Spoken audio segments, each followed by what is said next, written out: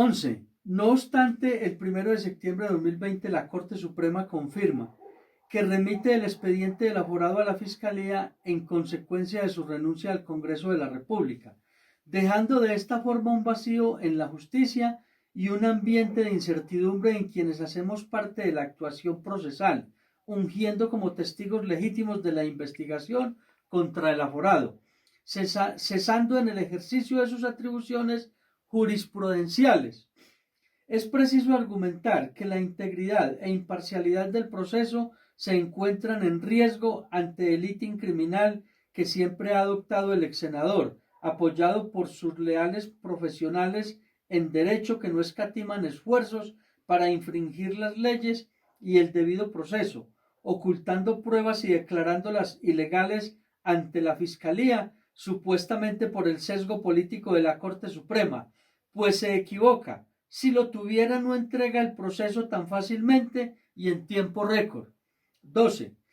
Vulnera con su decisión razonablemente los derechos al debido proceso, la participación y acceso a una justicia con garantías categórica e imparcial de quienes nos encontramos inmersos en el proceso, sin esgrimir razones fundadas y sin considerar sus propias normas y tesis del fuero institucional irrenunciable. Embarga la duda razonablemente de la constitucionalidad de su decisión al favorecer una garantía personal y omitir su competencia y reformas constitucionales, conociendo los alcances del ex senador Álvaro Uribe Vélez para distorsionar la realidad de los hechos, amenazando con un referendo que revolque la Corte Suprema y la JEP para hacer trizas el proceso de paz. Los errores de un juez no serán errores, serán aciertos a favor del expresidente Uribe y estrangulamientos temporales, abro comillas, a la justicia de un país que prefirió reír con las mentiras que llorar con las verdades, cierro comillas. 2. Fundamentos de derecho. En este orden es de relacionar, artículo 86, Constitución Política, abro comillas. Toda persona tendrá acción de tutela para reclamar ante los jueces en todo momento y lugar, mediante un procedimiento preferente y sumario,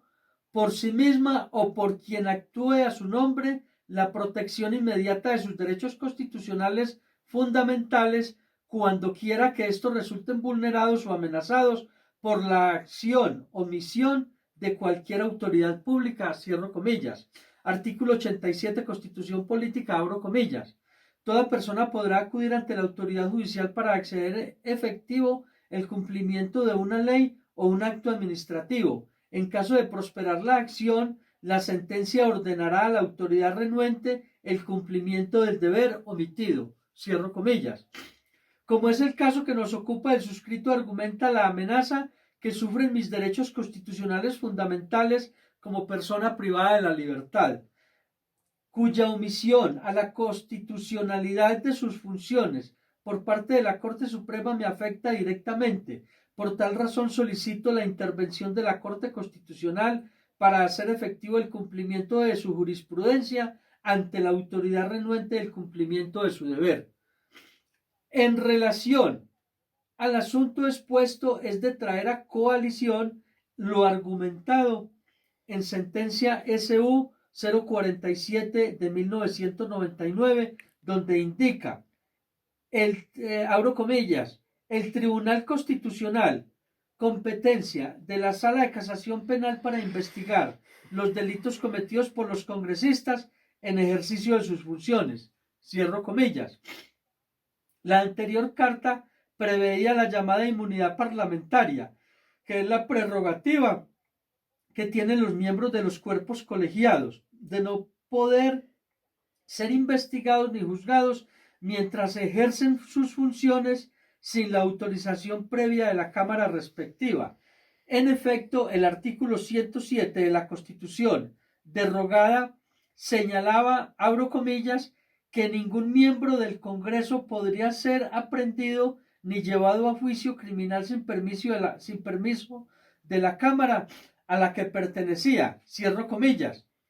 Esta figura fue eliminada por la Constitución de 1991 y sustituida por un fuero para los congresistas, según el cual estos servidores solo pueden ser investigados y juzgados por la Corte Suprema por los eventuales delitos que hayan cometido por esas acciones judiciales. No requieren de ninguna autorización previa de parte de las cámaras. En efecto, el artículo 186 de la Constitución Política señala, abro comillas, que los delitos que cometen los congresistas serán conocidos en forma privativa por la Corte Suprema, cierro comillas, quien tiene por ende como una de sus atribuciones constitucionales propias investigar y juzgar a los miembros del Congreso, artículo 235, numeral 3, Constitución Política. El artículo 234 de la Carta dispone que la ley dividirá a la Corte Suprema en salas y señalará a cada una de ellas los asuntos que deba conocer separadamente y determinará aquellas en que deba intervenir la Corte en pleno. Por su parte, el numeral 6 del artículo 68 del decreto 2700 de 1991 o Código de Procedimiento Penal establece que corresponde a la Sala de Casación Penal el juzgamiento de los congresistas. Este desarrollo legal no plantea ningún problema. Es más, una forma similar fue declarada exequible por la Corte Constitucional, comillas, abro comillas, que consideró que en virtud del principio de especialidad es perfectamente natural que el juzgamiento de los altos dignatarios que gozan de fuero sea adelantado por la sala especializada en materia criminal y no por el pleno de la Corte Suprema, cierro comillas. Razones elementales de sentido común y claras precisiones constitucionales indican que esa competencia de la Sala de Casación Penal no cubre únicamente los delitos cometidos por los congresistas como ciudadanos comunes y corrientes, sino que se extiende a aquellos hechos punibles ligados al ejercicio de sus funciones como parlamentarios. En efecto, el parágrafo del artículo 235 que señala en las competencias de la Corte Suprema precisa que una vez que la persona ha cesado en el ejercicio del cargo, el fuero solo se mantendrá para las conductas punibles que tengan relación con las funciones desempeñadas. No obstante, la Corte Suprema detuvo la maniobra de los congresistas de renunciar al Congreso de la República para evadir ser juzgados por ese cuerpo colegiado con un cambio jurisprudencial. El auto 31653 del 1 de septiembre de 2009 durante mucho tiempo señaló que los congresistas podían renunciar a su fuero por tratarse de una garantía personal, pero en providencia señalada explicó que el fuero para ser juzgado por la Corte es irrenunciable por tratarse de un privilegio institucional. En su criterio, reasumió los procesos que adelantaban otras instancias contra congresistas que habían renunciado a su fuero, e incluso en procesos que no hacen parte de la parapolítica, como es el caso del exparlamentario José Vicente Lozano, quien renunció a su fuero cuando comenzó a ser investigado, solo por nombrar un ejemplo.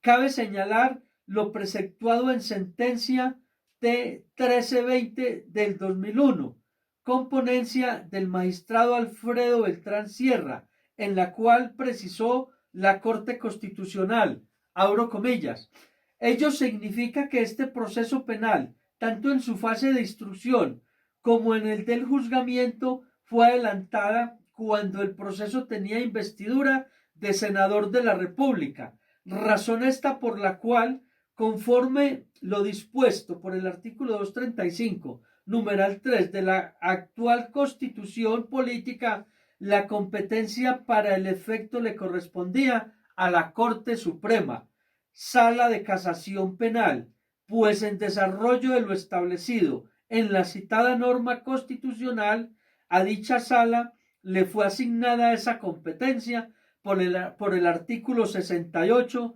numeral 6 del Código de Procedimiento Penal, conforme al cual se cumplieron todos los aspectos